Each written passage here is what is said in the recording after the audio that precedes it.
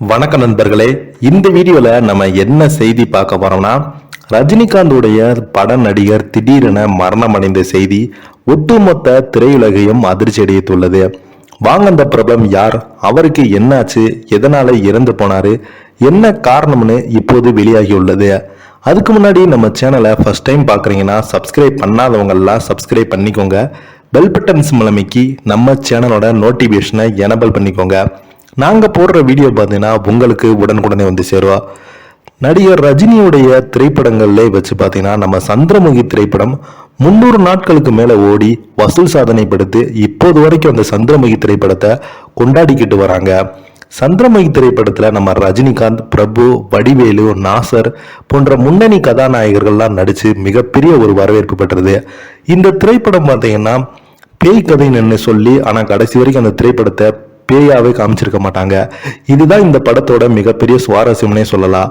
கடைசி வரைக்கும் இந்த திரைப்படத்தை விறுவிறுப்பாக கொண்டு போய் காமெடியில வடிவேல் அவர்கள் மிகப்பெரிய ஒரு கலக்கியிருப்பாரு.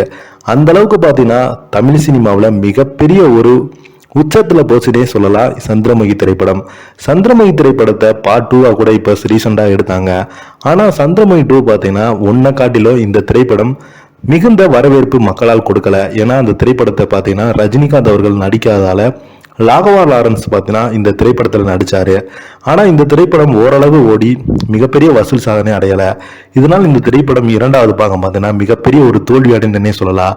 இந்த நிலையில இந்த சந்திரமுகி 1 தர்பார் படத்துக்கு சந்திரமுகி திரைப்படத்துல பாடல்கள் எவ்வளவு மிகப்பெரிய ஒரு ஒளிபரப்பாகப்பட்டு மிகப்பெரிய வெற்றி அடைஞ்சோ, அந்த திரைப்படத்துல வசனமும் மிகப்பெரிய ஒரு வரவேற்பு கிடைத்தது. தொடர்ந்து சந்திரமுகி திரைப்படத்துல பணியாற்றக்கூடிய அந்த வசனம் எழுதிய ராமகிருஷ்ணன் அவர்கள் தர்பார் திரைப்படங்கள்ல ரஜினிகாந்த் அவர்களுக்காக வசனம் எழுதினார். இது திடீரென பார்த்தீங்கன்னா ஸ்ரீ ராமகிருஷ்ணர் அவர்கள் காலமாயிருக்கும் செய்தி ஒட்டுமொத்த திரையுலகையும் அதிர்ச்சி அடைய வைத்துள்ளது. நடிகர் சூப்பர் ஸ்டார் ரஜினிகாந்த் எடுத்த சந்திரமுகி தர்பார் படங்கள் வசனம் எழுதிய ஸ்ரீ ராமகிருஷ்ணன் அவர்கள் திடீரென காலமாயிருக்கும் செய்தி ஒட்டுமொத்த திரையுலகையும் அதிர்ச்சி அடைய வைத்துள்ளது.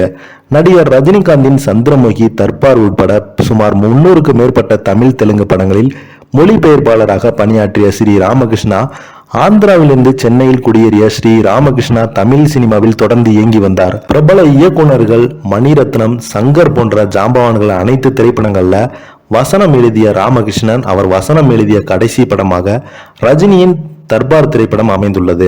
கடந்த சில நாட்களாகவே உடல்நல குறைவால் அவதிப்பட்டு வந்த பிரபல வசனகர்த்தா ஸ்ரீ ராமகிருஷ்ணா நேற்றிரவு காலமாகியிருக்கிறாரு. இவரது மறைவிற்கு திரையுலகர்கள் இரங்கல் தெரிவித்து வராங்க. இந்த நிலையில நடிகர் சூப்பர் ஸ்டார் ரஜினிகாந்த் தனது எக்ஸ்தல பக்கத்துல ஸ்ரீ ராமகிருஷ்ணா அவருக்கு ஆழ்ந்த இரங்கலை சொல்லியிருக்காரு. இதை பத்தி நீங்க என்ன நினைக்கிறீங்கன்னு கீழே உள்ள கமெண்ட் பாக்ஸ்ல மறக்காம பதிவிடுங்க. நன்றி, வணக்கம்.